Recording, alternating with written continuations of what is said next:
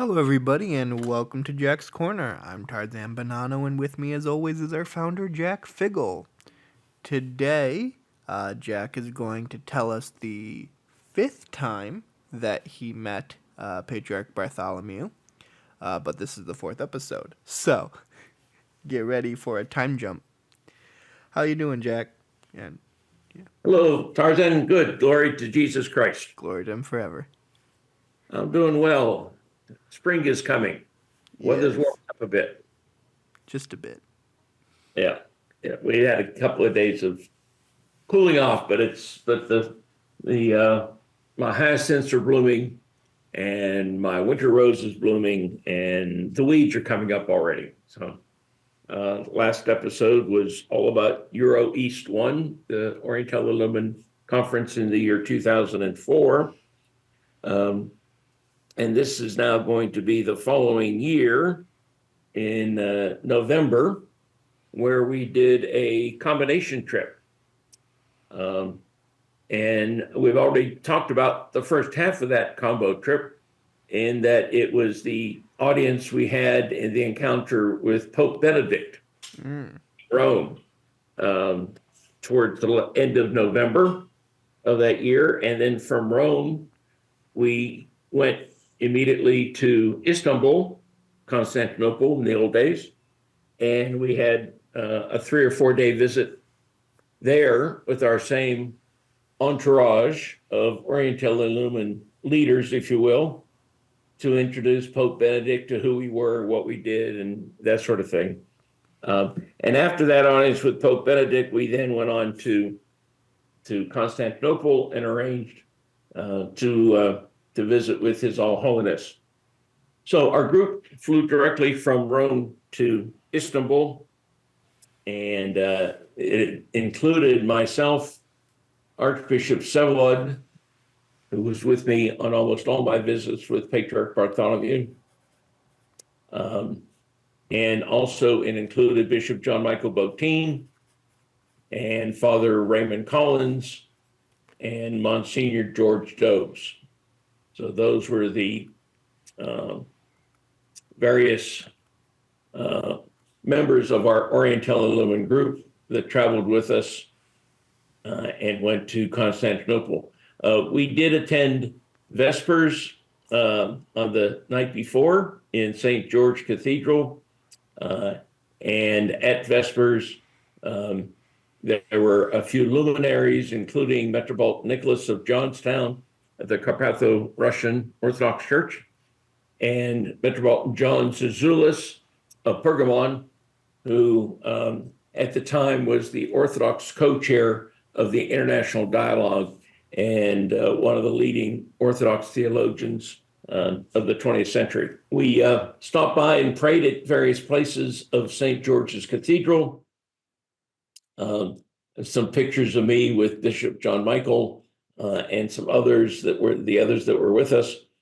And then the next morning, we had our audience with His All Holiness. We started in his private office and introduced ourselves around the room.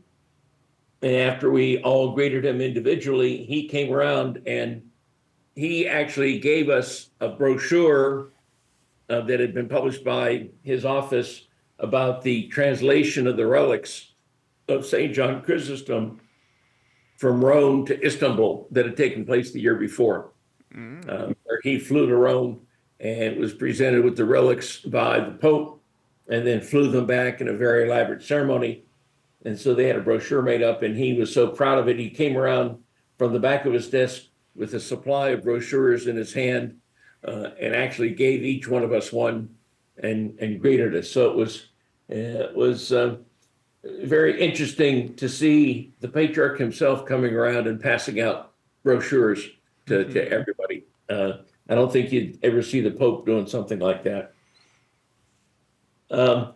We then, of course, stood for some group pictures, and then I was introduced to him individually after all our group pictures, because I had a special presentation for him, and that was the second edition, or the second volume rather, of Archbishop Severod's collection of ecumenical essays and papers called "We Are All Brothers." Mm. Mm. I presented the first volume to him a few years before, and that was that real quick in and out 1 day trip that I made. When His Grace, the Archbishop, actually was not with me. He had to fly off to Europe at the last minute. So this was now the second volume, and I presented it to him at his desk. He opened it up and glanced at it quickly, took in the contents, and congratulated me on publishing it. And so we had actually a nice little short conversation about the book and what was in it. He was very, very gracious, very engaging, and we just had a marvelous time, chatting with him. I think we probably spent half an hour to 45 minutes with him that morning, and then we went to the audience room after we were in the private office for a while. Met up with some other guests that were visiting, and then he made some more remarks to the whole group. Again, as I said, he was, as I always found him on these visits, very engaging, very friendly and open, amazingly so, I felt. The next day was November the 30th, which is the feast day of St. Andrew. And so on that day, the Patriarch celebrates the Divine Liturgy in St. George's Cathedral. And so that was the big event the next morning. There was an entourage that came from the Vatican as official representatives of the Pope, and it was led by Cardinal Walter Casper, who was president of what was called then the Pontifical Council for Promoting Christian Unity.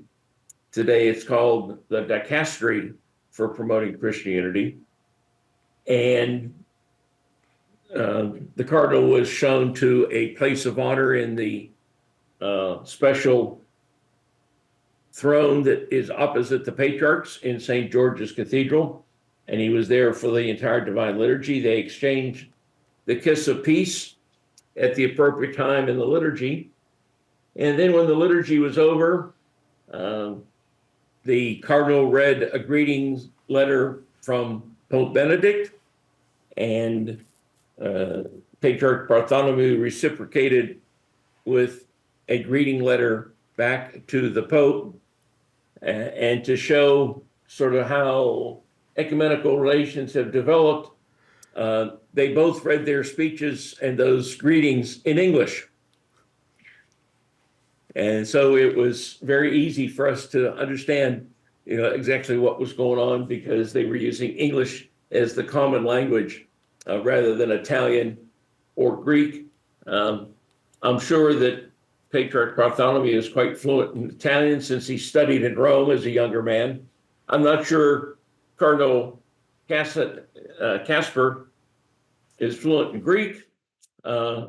And so rather than Patriarch Bartholomew stumbling through Italian, he actually read his greetings in English, which is what was delivered to the Pope. So English has become sort of the standard literary language of ecumenical dialogue these days.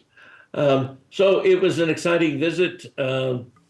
We got to see all of the ceremonies that the Patriarch goes through when he arrives at the church. He arrives in his mandius, the sort of vesper cloak that he wears when he's not in liturgical vestments.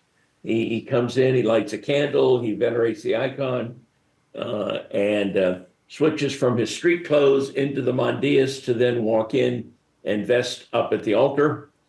And all the time that this is going on, the male choir is up at the Krylos, singing all manner of Greek songs, none of which I understand.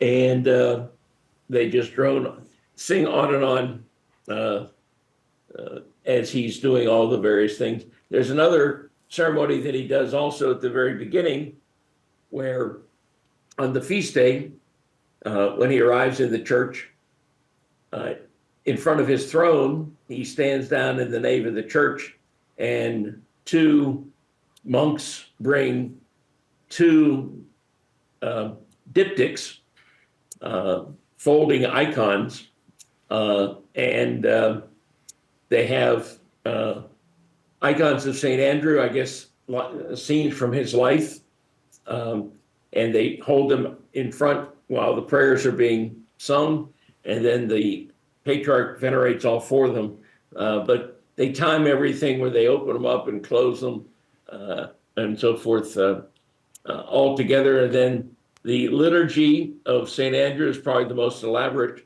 that they hold in that church, because it's their patronal feast day, and all the visitors are there, especially representatives of the Pope. The previous year, I believe it was, Pope Benedict actually led the delegation, or a few years before, and so he was there for that feast day. So it was quite elaborate. I think there were 4 deacons that served the liturgy for the Patriarch, with any number of priests. There were, I think, 6 or 8 concelebrating bishops that were with him at the altar. So it was a very, very elaborate divine liturgy. It probably lasted about 2 hours with all the things that went on for a feast day. So that was my, I think, 4th or 5th encounter with Patriarch Bartholomew. And it was I think, one of the more personable ones. I had, and I'll talk about them in another episode, one trip where it was extremely personal in that my appointment was with him and I was there by myself. Mm. And I literally had a one-on-one conversation with him, planning a future Orientella Lumen conference. And it was just him and I in the room for 45 minutes. But we'll talk about that in another episode. Fair enough. And you said that, so this St. Andrew's feast day, you mentioned that a couple years prior, Pope Benedict probably did something. You think he did? Yes, well, I know he did. I don't remember if it was the year before or after this. Yeah. But I have to look up the year of exactly when Pope Benedict went. It may have been a few years after this, because we went to see Pope Benedict, and this was the year 2005, shortly after Pope John Paul died. Yeah. And so I don't think Pope Benedict had been there yet. I think he went in 2006, the following year. Yeah. So the reason why I even mention it is because obviously feast days are annual, and it sounds like this one is very ecumenical, being the brother of Saint Peter. You have either delegate or the Pope himself at this feast day. I don't know, very ecumenical, and makes me happy just to hear it. Yeah. Actually, I think I'll queue up the next episode now that I'm remembering a little more. And remember, this is now going back 20 years. 2006, I'm pretty sure, was the year that Pope Benedict went for the feast day, and I was there too. It was the first time I did any video, and I was there in the audience when Benedict arrived, and so I've got stories all about being in the Fanar when Pope Benedict was there for Vespers the night before, and then for the liturgy.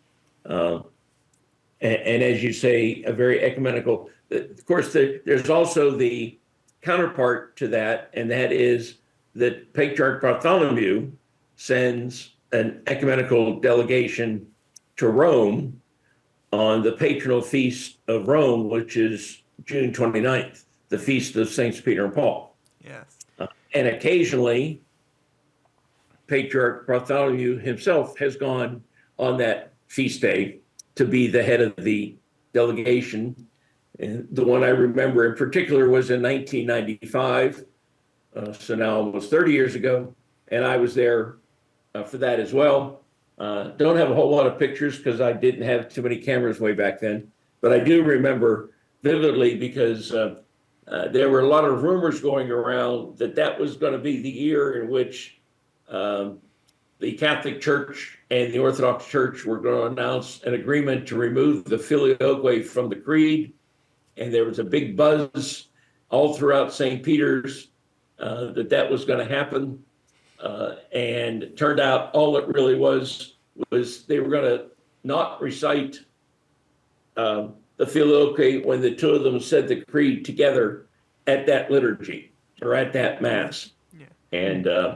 And that was, of course, in 1995, that was St. John Paul II, who was the Pope then. And I was, I don't know, 50 feet or so in the third row or something, observing and being there for that liturgy. You know, we were all waiting for something to be announced, and then nothing happened. Nothing. Uh, But yeah. it just, the reason why I even bring it up or point it out and talk about it is because being on this side of the podcast, the editing side, the posting side, I see how we all interact with each other. But it gives me hope when I see the actual heads being like, yeah, no, we're cool with each other. Yep. So Yeah. that's Yeah. why. And I think if you look at, and I'll be talking about this in future episodes because I've met Pope Francis now 3 times myself. Pope Francis and Patriarch Bartholomew have now met together more often than all other popes and patriarchs combined throughout all of history. Yeah, so I mean, Pope They've Francis become does have. quite good friends. Say that Yeah, again.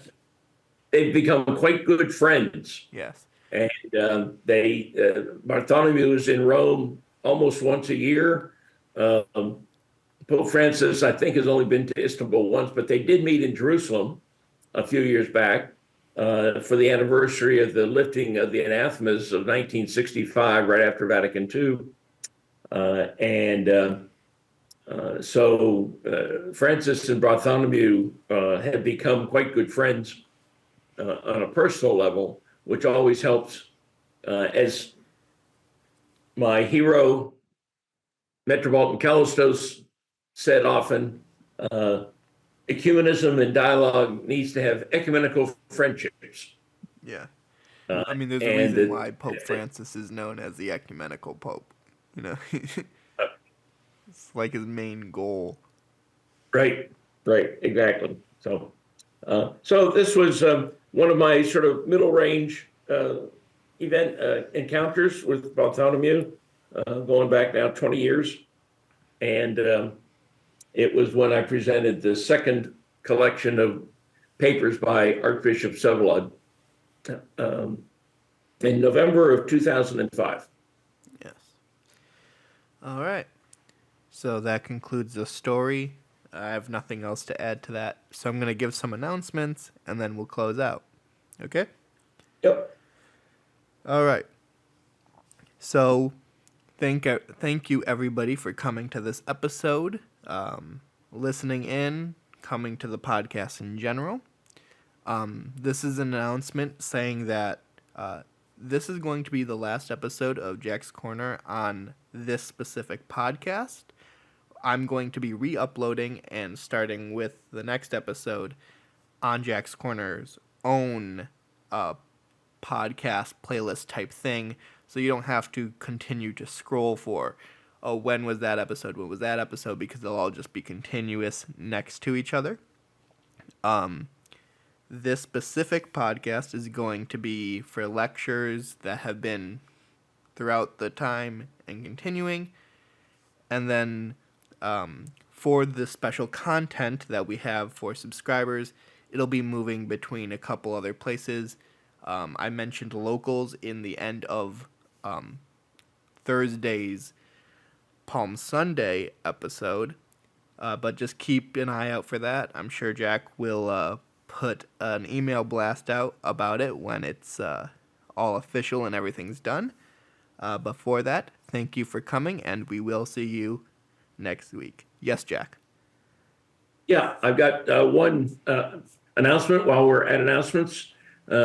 Just to quickly have everyone put a placeholder on their calendars. The next Oriental Illumin Conference, number 28, is definitely going to be happening on June 17th to 20th of 2024. It will be on the theme of primacy in the 21st century. It will be in person only here in Washington, D.C. So if you want to come and hear the speakers, participate in the Q&A, as well as have a chance to meet the speakers and others interested in this, you need to come to Washington for the in-person conference.